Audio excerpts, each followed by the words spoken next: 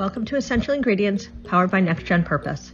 EI serves up thoughtful conversations with industry leaders and pioneers who support a regenerative future for our food system. The stories shared by our guests are meant to spark curiosity and inspire informed global change. Welcome to Essential Ingredients. I'm your host, Justine Reichman. With me today is Chris Bryant, Director of Bryant Research. Welcome, Chris. Thanks very much for having me on, Justine. Welcome, Chris. It's great to have you. Thank you for having me on, Justine. Yeah, of course. So I'm excited for everyone to get to know you. I was really quite intrigued when I read your profile and got a peek at what you're doing. So I'd love for you to share a little bit about Bryant Research and what you guys are doing before we get going, so everyone can kind of better understand what it is you're doing. So as we have these conversations, people know what it is we're talking about.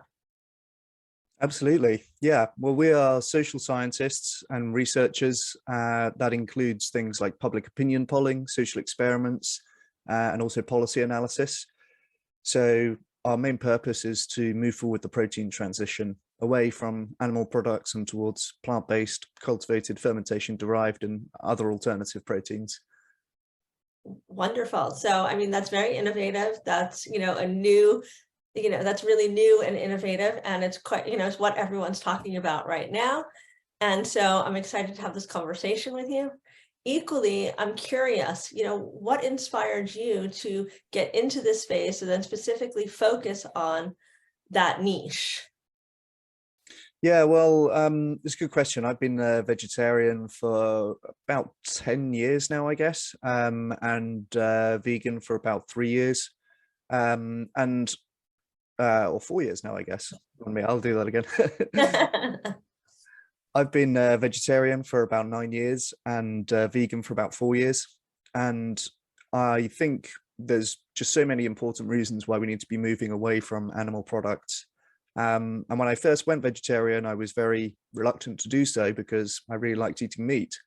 And I thought I can't be the only person in this situation who has the idea that, there's very good reasons to stop eating animal products, but equally doesn't want to give them up for kind of pragmatic reasons.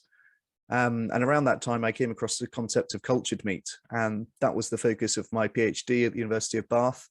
And I've gone on to do research on a bunch of different alternative proteins, and the psychology of meat reduction as well. Wow. So what year was this? I first went vegetarian about 2014, 2015. And that was around the same time that I met Mark Post, who is the CSO of Mosa Meat, a cultured meat company here in Europe. And yeah, at the time I was a recent vegetarian and had been in a philosophy class and basically been argued into caring about animal rights, which is something I'd never thought about previously, frankly. And quite quickly, I was thinking about how important it is for us to move away from factory farming in particular.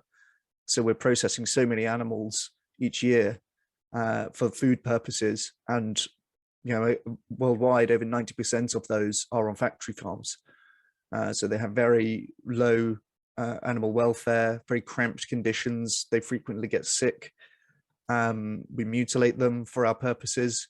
And so it was immediately obvious that this is something we very urgently need to stop doing. I mean, it gave me the chills just talking about it. It makes me feel nauseous. And I do eat meat, right? And I do try to eat more plant forward. And I think that it's so important to better understand what's going on, because I think it helps shape people's choices, as it did yours. Yeah, absolutely. I think that most people are, as I was for most of my life, just haven't really thought about it. Going vegetarian is just, something that, maybe 10% of people do. And it's just not something that we're encouraged to think about very often. And when we look at survey data, we can see, most people are in what they call the pre-contemplation stage. Mm-hmm. So it's not that they're thinking about it and they've decided there's good reasons not to do it. They just haven't even thought about it. And that's the case for about 60% of people in some recent survey data. Wow. And so where are you doing most of your surveying? What's the population? Well, we do a variety of things. We do a lot of things here in the UK, and we'll always get representative samples. So we'll launch the surveys online and we'll go for a nationally representative sample, for example, here in the UK. I've also done things in France, Germany, the US. I've also done things in China and India. So it's pretty wide ranging. And yeah, just wherever there is work to be done to move things in the right direction, I'm interested in doing it. Well, yeah, I can imagine, because I think the impact can be so great, right? And I'm curious what differentiation you're seeing between the different countries or continents even, because, as you said, you're talking about Europe versus Asia versus the US. And I'm curious what the surveys are showing you and what you're learning. Yeah, it's a good question. So Europe tends to be less progressive than other parts of the world on this kind of stuff. Although we do have some good animal welfare legislation in the past few years, when we think about alternative proteins, we see much more openness in Asia and the US. Within Europe, the UK is one of the most progressive places with respect to meat reduction and alternative proteins. Also, Germany and the Netherlands are quite advanced in this respect. But there are many cultures here in Europe, for example, the French, which are much more, let's say, traditional about food and, a bit more stubborn in terms of behavioral change with respect to eating less meat and so on. And what is some of, so curious, I've got so many questions. So, from these surveys you've done, what is some of the greatest learnings that you've found that you did not expect? Great question. Yeah, well, it's always interesting when you stumble across kind of counterintuitive findings or things which you wouldn't have thought would be the case.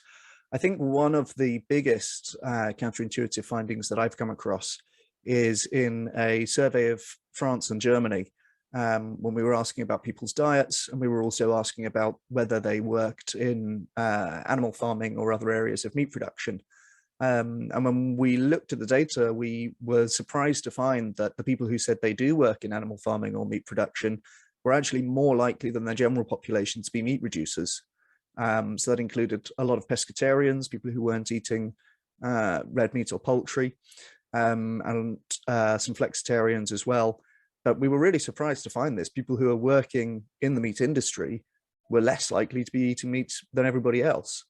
And I think there's definitely a bit of psychological proximity if you are the one who is literally sticking the knife in, as opposed to the general population for whom it's quite easy to keep these things out of sight and out of mind. Well, that's what I was going to say. I mean, if I was sitting there watching it and I'm watching and I'm part of the factory farming and I see how they're treating them, I don't know if I could just dismiss that, right? But if you are unaware and you're not asking the questions and you're not curious and you just see that prime rib or you just see that fillet and you do not know how it got there and how the animal was treated, it's a little bit easier and more palatable to just continue in your everyday process because you don't know.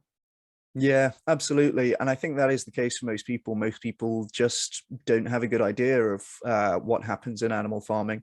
And for a good chunk of people as well, we're kind of deliberately avoiding finding out. A lot of people might have some idea that there's kind of some morally questionable stuff that goes on behind the doors of a factory farm and a slaughterhouse. But they think, well, I don't want to be in a position where I am kind of obliged to stop eating meat, so I'm going to stay as ignorant as I can on these things. And so a lot of people, will actively avoid thinking about and engaging with these things for that purpose. Now, on the opposite end of the spectrum, there are people out there that are doing better jobs at farming and that are treating their animals better. I mean, they're still killing them, but they are doing a better job. They're grass fed. They're doing all sorts of things to give them a better life. They're giving them more space. They're doing all sorts of things. Have you done any research around that? Well, I think there is a world of difference between factory farming and higher welfare systems, morally speaking. And I do think that difference is real.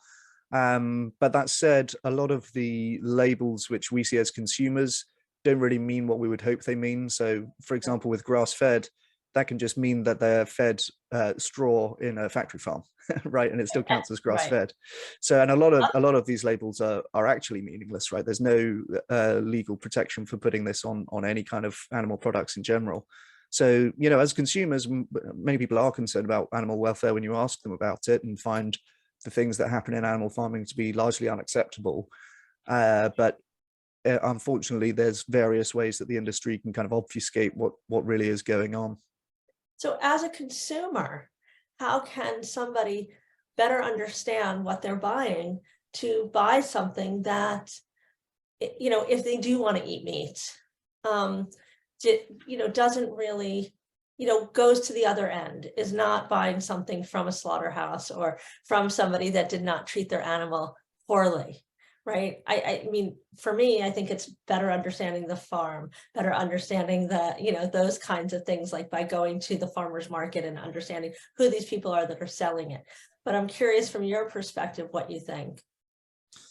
Yeah, well, I think that it's not uncommon for people to want to buy higher welfare meat and animal products.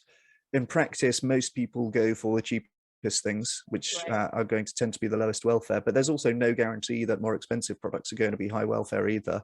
So a lot of the labels that we get on some animal products, again, they don't mean what we would hope they mean in terms of animal welfare. And I don't think there really is a way to guarantee that animals are treated well.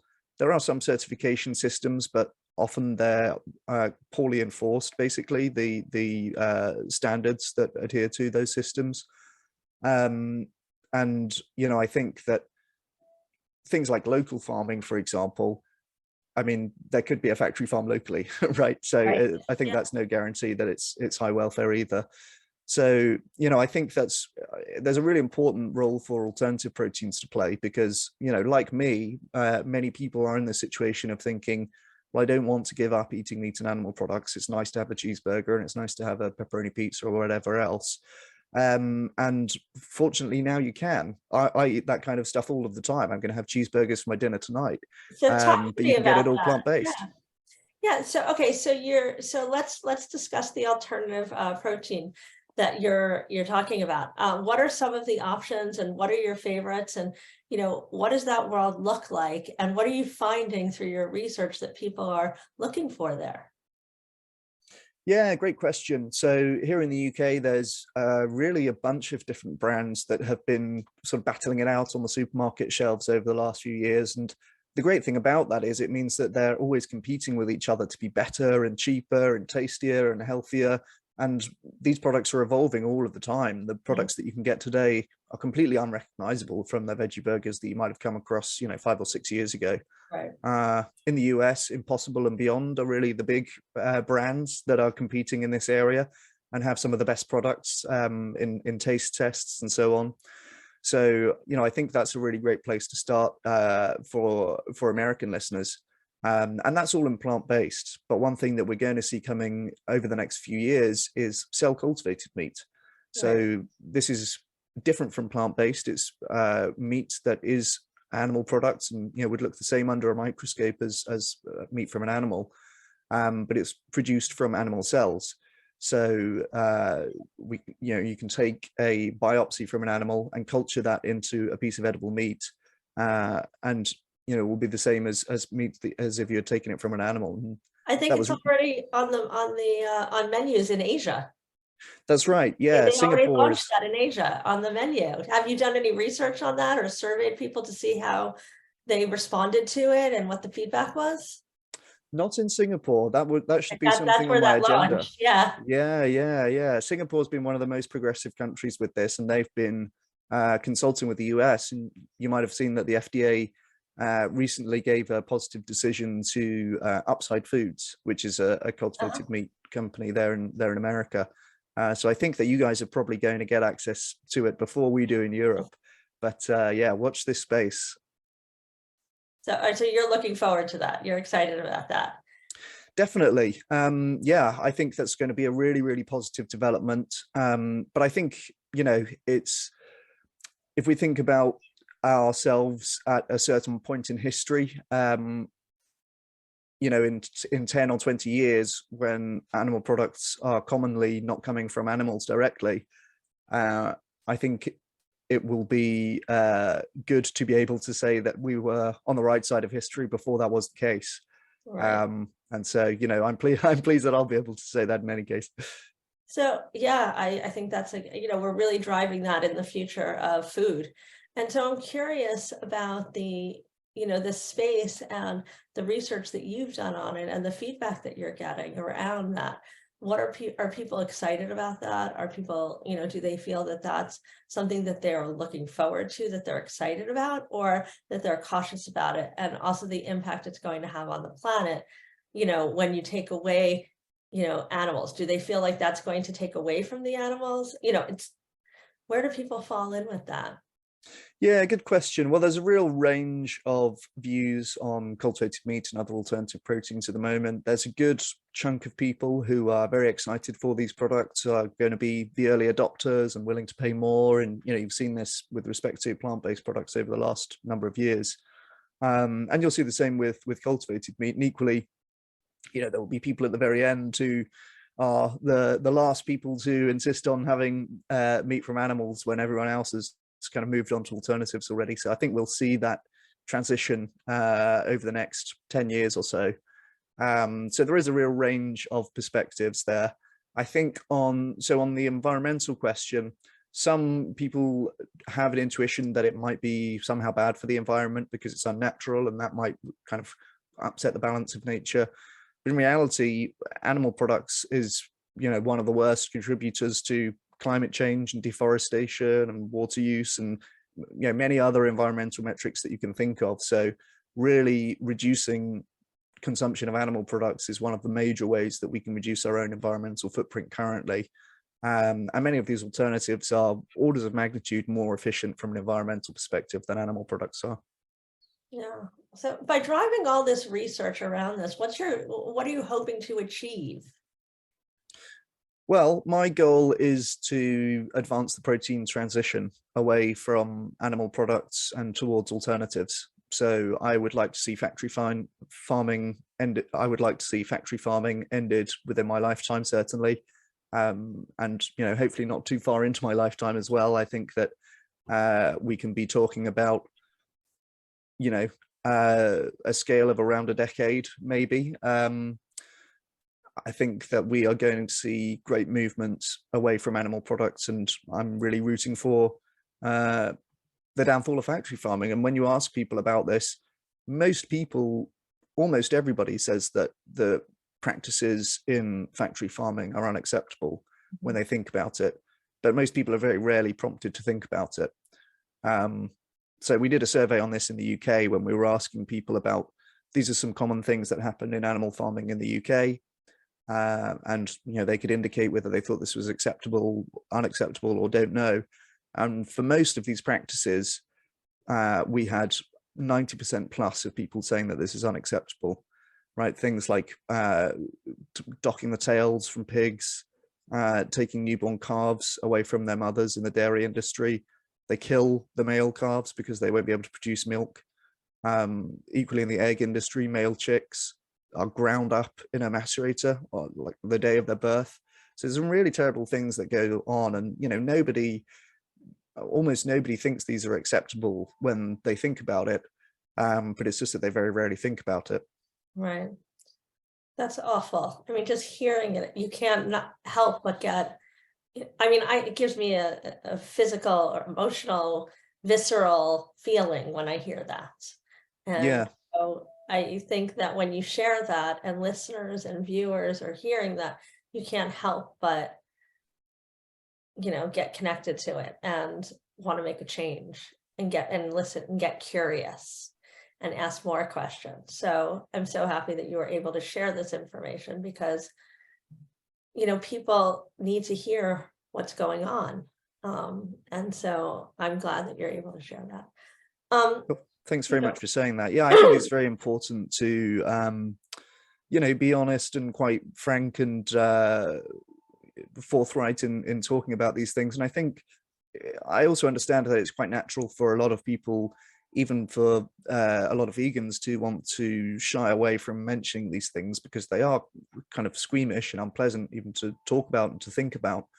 But most people have the same reaction as you, in that they're horrified and appalled by some of the practices that go on, and they find it to be unacceptable. And where we can encourage people to do their bit differently so that we can start to change these things, I think that's a really positive thing. I would agree. So outside of the lab grown meats and outside of, changing factory farming, do you expect that your research is going to expand and grow into different niches? And if so, what are those niches?